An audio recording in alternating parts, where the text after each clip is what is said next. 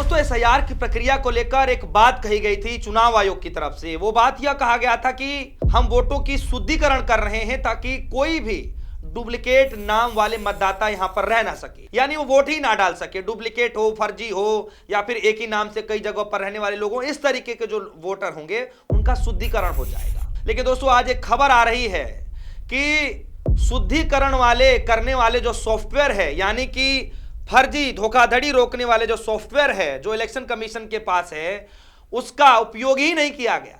जी हां, जो बिहार के अंदर एसआईआर की प्रक्रिया शुरुआत की गई थी वोटों की शुद्धिकरण करने के लिए, धोखाधड़ी रोकने वाले जो सॉफ्टवेयर है उसका इलेक्शन कमीशन ने इस्तेमाल ही नहीं किया बिहार के अंदर। और ये मैं नहीं कह रहा हूं दोस्तों, और मैं आपको बता दूं कि बिहार में एसआईआर की प्रक्रिया होने के बाद जो final voter list election commission की तरफ से जारी किया जाता है दोस्तों, उसमें सिर्फ ABCD करके दिया जाता है, जिसमें सिर्फ यह बताया जाता है कि पहले कितने करोड़ मतदाता थे, 65 लाख किस तरीके से काटे जाते हैं, फिर बाद में 3.5 लाख और कैसे काटे जाते हैं, फिर नए 21.5 लाख के करीब कैसे वोट जोड़े जाते हैं। सिर्फ ये जो है आंकड़ा दिया जाता है इलेक्शन कमीशन की तरफ से।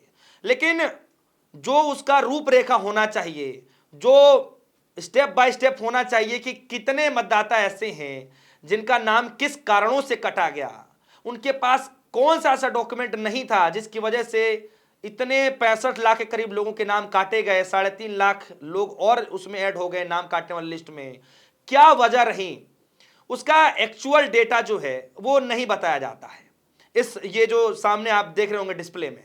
और इसके बाद से यह संशय तैयार हो जाता है कि ये इलेक्शन कमीशन को कम से कम बताना चाहिए कि जो 65 लाख बाद में काटे, बाद में 3.5 लाख और काट दिए, तो ये लोग कौन हैं, किस वजह से काटे गए और कितने जो इसमें घुसपैठिए हैं। खैर, ये मसला जब पूछा गया, जब सवाल उठे, उस पर जवाब नहीं दिया गया। अब ये देखिए खबर, ये द रिपोर्टर्स कलेक्टिव के तरफ से ये न्यूज बनाई गई है और न्यूज को देखिए क्या लिखा गया है। ECI skipped its fraud busting software flooding Bihar voter rolls with lakhs of suspected duplicates.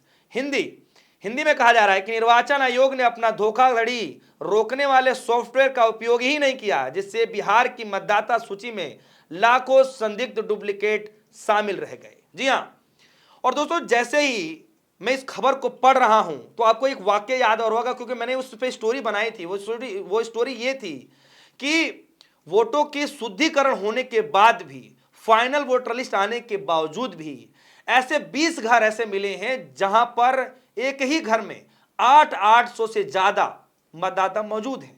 ये लिस्ट देखिए, ये लिस्ट जो है अपने आप में आश्चर्यचकित करने वाली लिस्ट है और इसमें लिखा गया है कि बिहार एसआईआर के बाद शुद्ध वोटर लिस्ट 10 से अधिक घरों में दर्ज 800 से भी ज्यादा वोटर, और इसमें बाकायदा जो है हाउस नंबर लिखा गया है, बूथ नंबर लिखा गया है, और जितने भी देखिए ना जो काउंट ऑफ जो इलेक्टोरल लिस्ट में लिखा गया है, यानी जो वोटरों की जो संख्या बताई गई है, हाउस नंबर 6 में देखिए 850 से भी ज़्यादा हैं, हाउस नंबर 4 में देख लीजिए 855 है, हाउस नंबर 1 में देख लीजिए 855 है, और बाकायदा इसमें जो है कंस्टिट्यूएंसी नंबर लिखा गया है, कौन सी विधानसभा का है वो लिखा गया है, हाउस नंबर है, बाकायदा ये लिस्ट जो है देखिए ना, बाकायदा ये मैं लिस्ट आपको दिखा रहा हूँ। और ये रिपोर्ट जो है किसी और ने नहीं बल्कि द रिपोर्टर कलेक्टिव ने इस खबर को बनाया। इस खबर को पूरी जांच पड़ताल करने के बाद ये रिपोर्ट बनाई गई, और ये जो खबर आ रही है कि जब सॉफ्टवेयर के तहत चुनाव आयोग को ये पता लगाना था कि कितने फर्जी मतदाता हैं, कितने डुप्लीकेट मतदाता हैं, वो सॉफ्टवेयर इस्तेमाल ही नहीं किया गया, तो फिर ये शुद्धिकरण किस तरीके का है। और सबसे बड़ा सवाल है दोस्तों कि क्या चुनाव आयोग ने अपनी बनाई गई गाइडलाइंस का उल्लंघन किया है, क्योंकि ये चुनाव आयोग ने एक बार नहीं कई बार सुप्रीम कोर्ट के अंदर भी कहा है, और ये मैं नहीं कह रहा, कांग्रेस पार्टी के बड़े नेता हैं वो ये बात को कह रहे हैं। मैं आपको सामने रख देता हूं, उसके बाद मैं बातचीत करता हूं। ये कहने वाले कोई और नहीं बल्कि गुरदीप सिंह सप्पल साहब हैं। वो ये क्या कह रहे हैं जरा देखिए, मैं जल्दी से पढ़कर आपको बता दूं। कह रहे हैं कि फरवरी सन 2024 में चुनाव आयोग ने सुप्रीम कोर्ट को बताया कि उसके पास सॉफ्टवेयर है, यानी IT इनेबल सिस्टम है, जिससे डुप्लीकेट वोटरों को हटाए जाएंगे। इस आश्वासन के बाद सुप्रीम कोर्ट ने केस खारिज कर दिया। फिर दूसरा देखिए, सन 2018 में चुनाव आयोग ने सुप्रीम कोर्ट के सामने ऐसा ही दावा किया, तब कोर्ट ने उसे स्वीकार करते हुए केस को डिसमिस कर दिया था। फिर 7 मार्च सन 2025 में चुनाव आयोग ने कहा कि डुप्लीकेट इपिक का टेक्निकल टीम की मदद से 3 महीने में इसका हल निकाल लिया जाएगा। लेकिन अब यह बताया जा रहा है कि बिहार में चुनाव आयोग ने डुप्लीकेट वोटर की पहचान करने वाले सॉफ्टवेयर का इस्तेमाल ही नहीं किया दोस्तों, और यही नतीजा है। नतीजा इसीलिए यह निकला कि इसमें अभी भी 5 लाख से ऊपर डुप्लीकेट वोटर हैं। जो फाइनल वोटर लिस्ट आता है दोस्तों, उसके बाद भी 5 लाख से ज्यादा डुप्लीकेट वोटर हैं, और यह बाकायदा पुख्ते सबूत के साथ द रिपोर्टर्स कलेक्टिव ने इस पर रिपोर्ट बनाई है। रिपोर्ट में क्या कुछ कहा गया है मैं बताने जा रहा हूं आपको, लेकिन यह मामला इतना गंभीर है, आखिर चुनाव आयोग इसको बारीकी से काम क्यों नहीं करना चाहता है।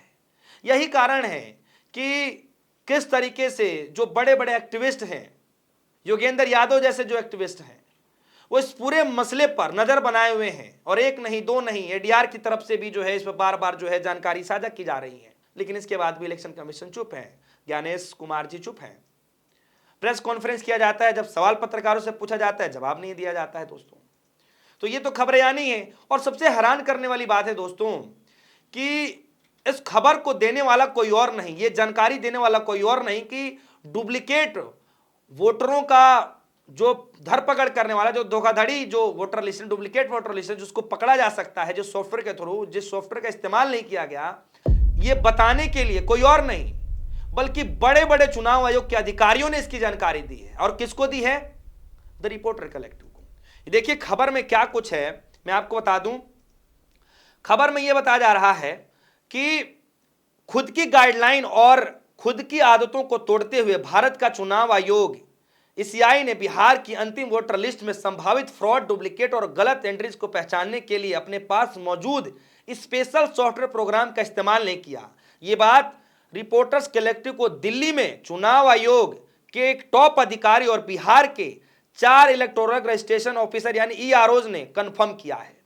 ये बड़े बड़े जो ऑफिसर्स लेवल के अधिकारी हैं, उन्होंने इस बात की पुष्टि करी है कि ऐसा सॉफ्टवेयर का इस्तेमाल ही नहीं किया गया। अगर किया गया होता तो 5 लाख से ज्यादा फर्जी वोटर, डुप्लीकेट जो नाम वाले वोटर हैं, वो लिस्ट में सम्मिलित ही नहीं होते। लेकिन सच्चाई कुछ और आ रही है दोस्तों। जवाब मांगा जा रहा है द रिपोर्टर कलेक्टिव की तरफ से, लेकिन जवाब नहीं दिया जा रहा है इलेक्शन कमीशन के द्वारा। और तो और पत्रकारों को डराया जाता है, धमकाया जाता है कि अब आदर्श चुनाव संहिता लागू हो चुका है तो आप पत्रकारिता नहीं कर सकते, इन सब मामलों पर जिक्र नहीं कर सकते हैं। दोस्तों आपको सोचना पड़ेगा, समझना पड़ेगा कि चल क्या रहा है। एसआईआर पर शुद्धिकरण का जिक्र किया जाता है और उसी सॉफ्टवेयर का इस्तेमाल नहीं किया जाता है जिस सॉफ्टवेयर से आप डुप्लीकेटों को बड़े आसानी से पकड़ सकते हैं, और वो बिहार के अंदर किया ही नहीं जाता है। तो फिर किस तरीके का शुद्धिकरण है, ये दोस्तों आप सभी के सामने है। तो दोस्तों क्या लगता है कि सच में ये शुद्धिकरण किया गया, या चुनाव आयोग ने जो है ये दिमाग से उतर गई वही बात कि उनके पास कोई ऐसा सॉफ्टवेयर भी है जिसका इस्तेमाल करके जो है सच में जो है असलियत के तौर पर जो शुद्धिकरण कर सकते थे एसआईआर की प्रक्रिया के तहत, लेकिन ऐसा नहीं किया गया। तो क्या ये भूल है या सोची समझी साजिश है, ये क्या है? आपको क्या लगता है दोस्तों? आप इस वीडियो कमेंट सेक्शन में जरूर जाइएगा, अपनी राय जरूर रखिएगा। इस खबर पर आपकी क्या राय है, अपनी राय जरूर बताइएगा। फिलहाल के लिए दीजिए इजाजत, देखते रहिए। धन्यवाद।